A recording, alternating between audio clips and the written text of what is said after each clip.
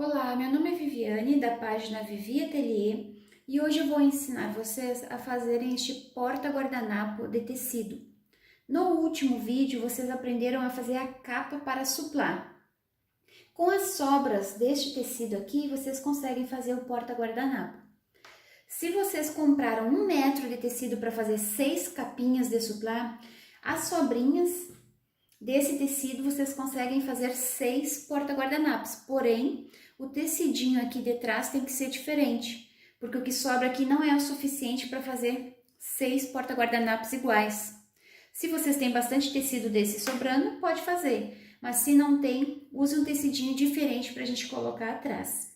Vamos para o nosso passo a passo? Bom, eu peguei 2 pedacinhos de tecido que sobrou entre os meios do círculo da nossa capa e fiz uma costurinha, coloquei direito com direito e fiz uma costurinha para emendar estes pedacinhos. Só assim que a gente consegue aproveitar todos os pedaços para conseguir fazer o porta-guardanapo. Depois que eu emendei, essa emenda aqui ela não vai ficar aparecendo aqui, porque depois a gente vai fazer um nó, então ela não fica aparecendo. Depois que eu emendei, vocês vão pegar o nosso molde. Eu vou deixar lá na página do meu Face para vocês imprimirem, vou deixar o link na descrição do vídeo. Dobrem o molde ao meio. E o meio do molde vocês coloquem bem no meio da costura que a gente fez para emendar esses tecidinhos. Pega o molde, risca todo ele. Depois que ele está riscado, nós já podemos cortar um pouquinho a sobra desses tecidos. Depois que a gente costurar, a gente refila melhor. Agora só cortem um pouquinho para não atrapalhar a hora de nós costurarmos. Cortei. O desenho do meu molde já está aqui no tecido. Já fiz o desenho. Nós vamos pegar esse tecido e colocar direito com direito. Sempre corte um pouquinho maior para ficar mais fácil de costurar. Depois a gente refila. Agora eu vou para a máquina e vou fazer uma costura bem em cima do desenho do nosso molde e vou deixar aqui no meio 2 dedos de abertura para nós desvirarmos esta peça. Eu vou fazer essa costura e volto para mostrar como que ficou para vocês. Já fiz toda a minha costura, aqui onde estava o desenho do molde, e ficou assim.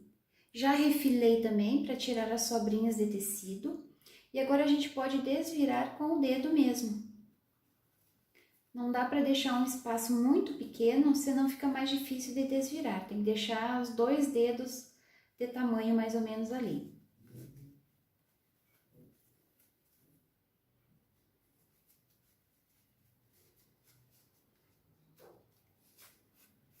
Depois que vocês desviraram, arrumem com a pontinha da tesoura. Ele vai ficar num formato de folha, vai ficar super bonito.